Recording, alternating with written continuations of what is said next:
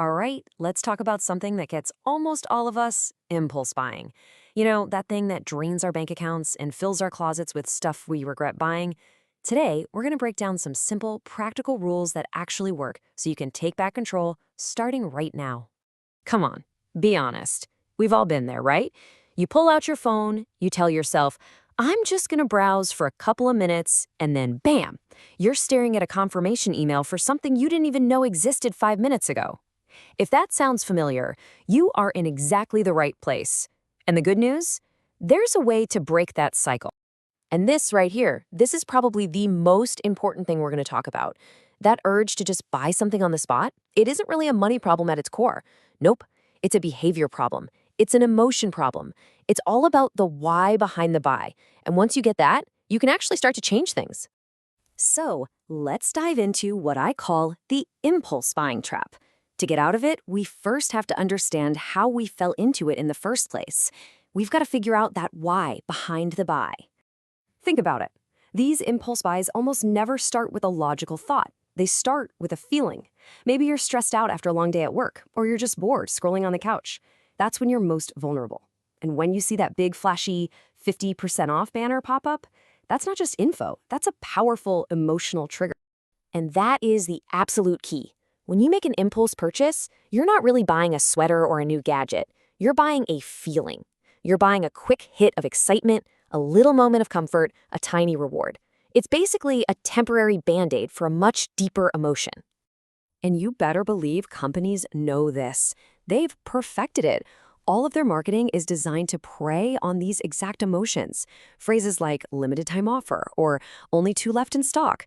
They're engineered to create urgency and a fear of missing out. They're built to press our emotional buttons and turn a maybe later into a buy it now before our logical brain can even wake up. Okay, so that's the trap. How in the world do we fight back? The secret weapon is simple, a pause. We need to create a little space, a gap, between that first emotional impulse and the action of actually clicking buy. Now, you've probably heard of the 24-hour rule, but let's talk about an upgraded version that's way more effective. So, you feel that urge? Go ahead, add the item to your cart. Indulge that little impulse. But then, and this is the most important step, close the tab, close the app, walk away. Don't even look at it again for a full 24 hours. That one simple act of waiting is what gives you all your power back. So when you come back a day later, that emotional high, that rush, it's pretty much gone. Now you can look at it with a clear head. And you ask yourself these three simple questions. 1. Would I actually buy this if it were full price? 2. Am I honestly going to use this thing at least 10 times? And 3. Is this actually solving a real problem for me, or is it just going to become more clutter? If you hesitate on any of those, you've got your answer. You know, we love to call it retail therapy, but this really gets to the heart of the matter. That dopamine hit you get from buying something, it's a temporary distraction. It fades fast. Real self-care actually addresses the root feeling. So instead of browsing shopping apps when you're bored, maybe take a 10-minute walk. Instead of adding to your cart when you're lonely, message a friend. These things actually help instead of just masking the feeling for a few minutes. Okay, so we've got the mental rules down, but we can also rig the game in our favor by changing our environment. It's time to design your defenses, to make it physically harder to make those impulse buys in the first place. And here's the simple, powerful truth of it all. Impulse buying succeeds because it's just so darn easy. Think about it. One-click checkouts, saved credit cards, express pay. The whole system is built for speed, not for careful thought. So what's the solution? We just have to do the exact opposite of what the apps want us to do. We need to add friction. By intentionally making the buying process just a little bit harder, we give our rational brain the time it needs to catch up to our emotions. So how do you add this friction? Here are a few dead simple ways.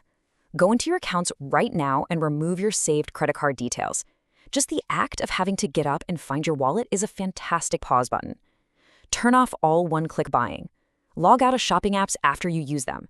Even better, delete the apps and just use the slower browser version. Each tiny little hurdle is another chance for you to stop and think.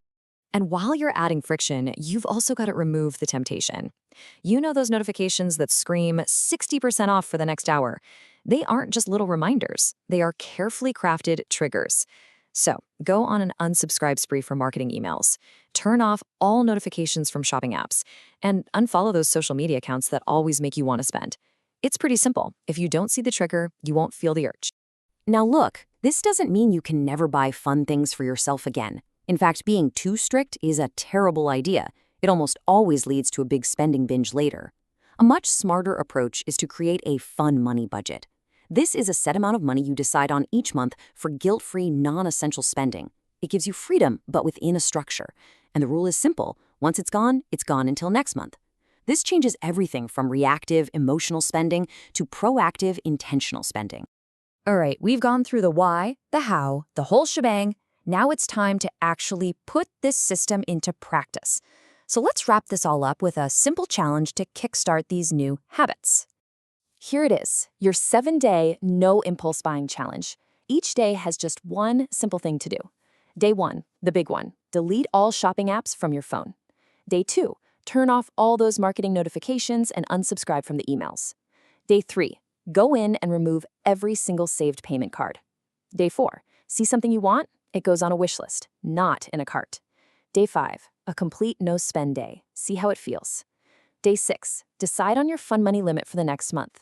And on day 7, you get to look back at your wish list and see all the stuff you're glad you didn't buy. You know, after just 1 week of this, you will feel a huge shift. You're going to feel so much more in control of your money and, even more importantly, in control of your choices. And that feeling, the feeling of you being the one in charge, not your emotions, not some marketing email, it's incredibly empowering. It's almost addictive in a really good way. Because really, at the end of the day, this is about so much more than just saving a few bucks. It's about taking back your own resources, your time, your money, and your mental energy, and pointing them toward the things that actually matter to you. So the real question isn't about what you'll stop buying, it's about what will you start building. What will you do with all that control you get back?